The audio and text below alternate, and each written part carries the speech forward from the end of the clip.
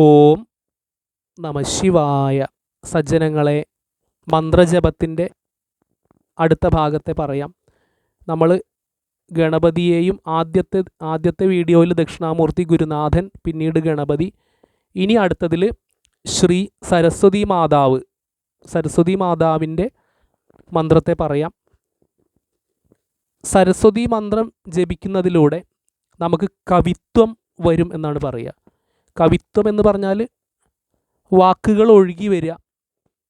കവികൾ, എഴുത്തുകാർ, സിനിമാ മേഖലയിൽ പ്രവർത്തിക്കുന്നവർ, സാഹിത്യകാരന്മാർ, അവർക്കൊക്കെ വളരെ വിശേഷമാണ് സരസ്വതി ഉപാസന. അവർക്ക് മാത്രമല്ല, പഠിക്കുന്ന കുട്ടികൾക്കും പഠിപ്പ് നിർത്തിയവർക്കും ആർക്കും, ഏത് പ്രായക്കാർക്കും സ്ത്രീ പുരുഷ വ്യത്യാസമില്ലാതെ ജപിക്കാൻ പറ്റിയതാണ് സരസ്വതി മന്ത്രങ്ങൾ.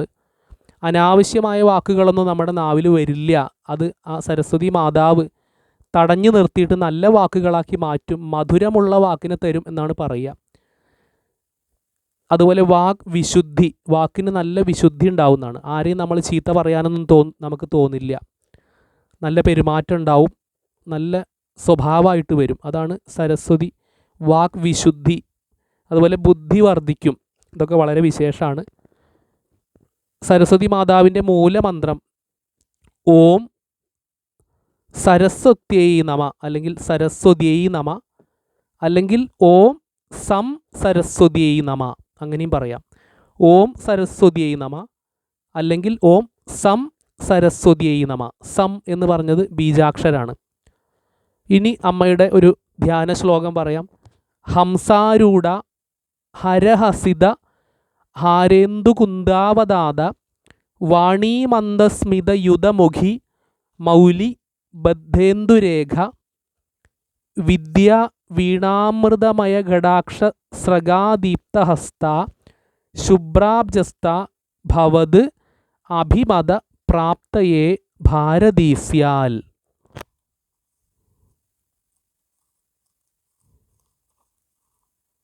അത് ഒരു ധ്യാന ശ്ലോകമാണ്.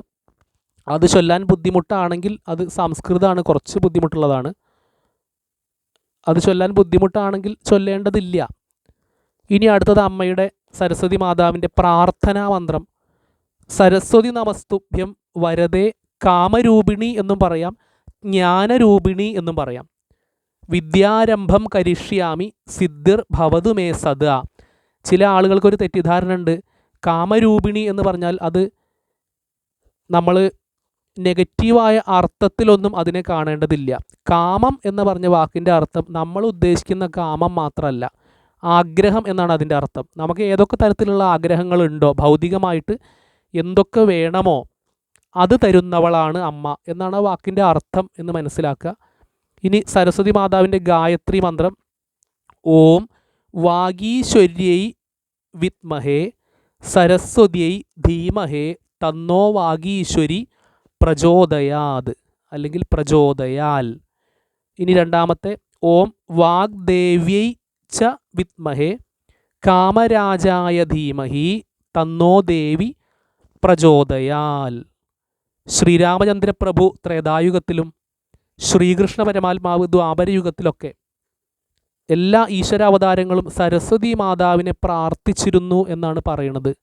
നമ്മൾ ഒരു വിജയദശമി, മഹാനവമി തുടങ്ങിയിട്ടുള്ള ദേവീ സംബന്ധമായിട്ടുള്ള ഭാരതത്തിലെ ആഘോഷങ്ങളൊക്കെ വരുന്ന സമയത്ത് സരസ്വതി പൂജ, അതുപോലെ എഴുത്തിനിരുത്തൽ, കുട്ടികളെ പൂജ വെപ്പ്, പുസ്തകം, ഗ്രന്ഥങ്ങൾ, അതുപോലെ കുട്ടികളെ എഴുത്തിനിരുത്ത്, ഹരിശ്രീ ഗണപതയെ എന്ന് പറഞ്ഞിട്ട് എഴുത്തിനിരുത്ത്, അതൊക്കെ വളരെ വിശേഷമാണ്. ഭാരതത്തിൽ മാത്രമേ അത്രയും ബഹുമാനം ഗ്രന്ഥങ്ങൾക്കും പുസ്തകങ്ങൾക്കൊക്കെ ബഹുമാനം കൊടുക്കുന്നത് ഭാരതത്തിൽ മാത്രമേ ഉള്ളൂ. സെമിറ്റിക് മതങ്ങളിലൊന്നും അതില്ല. അവരൊക്കെ ഇന്ന് നമ്മൾ ചെയ്യുന്നത് കണ്ടിട്ട് നമ്മൾ ചെയ്യുന്നതിന് അവർ അനുകരിക്കുകയാണ്. അത് കാരണം ഇന്ന് പല അവരുടെ ആരാധനാലയങ്ങളിലൊക്കെ, സെമിറ്റിക് മതങ്ങളുടെ ആരാധനാലയങ്ങളിൽ അവർ ഇതിനെ കോപ്പി ചെയ്തിട്ട് നമ്മൾ ചെയ്യുന്ന അതേപോലെ അവരും ഇപ്പം ചെയ്യാൻ തുടങ്ങിയിട്ടുണ്ട്. യഥാർത്ഥത്തിൽ അത് അവരുടെ ആരാധനയല്ല, അവർക്കത് നിഷിദ്ധമാണ്, സ്വർഗം നഷ്ടപ്പെടും. യഥാർത്ഥത്തിൽ അത് ഭാരതത്തിലെ ആരാധനയാണ്. പക്ഷേ അവരതിനെ കോപ്പി അടിച്ചു എന്ന് മാത്രമേ ഉള്ളൂ. നമ്മളുടേതാണ് എന്ന് മനസ്സിലാക്കുക.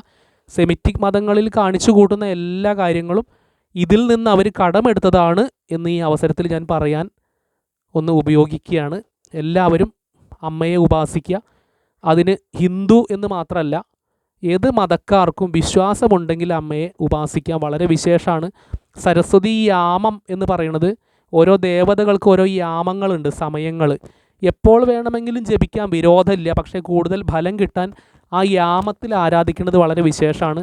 സരസ്വതി മാതാവിൻ്റെ യാമം എന്ന് പറയുന്നത് പുലർച്ചെ സമയമാണ്. നമ്മൾ സൂര്യൻ ഉദിക്കുന്നതിന് മുമ്പുള്ള സമയത്തിനെയാണ് ആ സരസ്വതി യാമം എന്ന് പറയുക. അത് ഒരു 3:30-4 മണിയോടുകൂടി തുടങ്ങിയിട്ട് പുലർച്ചെ നേരം വെളുക്കുന്നതിന് മുമ്പ് സൂര്യോദയം വരെയാണ് അതിൻ്റെ സമയം. വളരെ വിശേഷമാണ് ആ സമയത്ത് സരസ്വതി മന്ത്രങ്ങളൊക്കെ ജപിക്കാൻ. കുട്ടികൾക്കൊക്കെ വളരെ വിശേഷമാണ്. വിദ്യാഭ്യാസത്തിൽ ഉയർച്ച ഉണ്ടാവും. ആർക്കും ജപിക്കാം, ഏത് പ്രായക്കാർക്കും ജപിക്കാം. പറ്റുന്നവരൊക്കെ ഈ ചിത്രത്തിൽ കാണുന്ന മൂകാംബിക അമ്മ സരസ്വതിയാണ്. ഇത് അമ്മയാണ് മൂകാംബിക. മൂകാംബിക ക്ഷേത്രത്തിലൊക്കെ കൊല്ലൂർ പോകുന്നത് വളരെ വിശേഷമാണ് എന്നുകൂടി ഈ അവസരത്തിൽ പറയുകയാണ്. ഇനി അടുത്ത ഭാഗം, അടുത്ത മന്ത്രം അടുത്ത വീഡിയോയിൽ പറയാം. ഹരേ നാരായണ.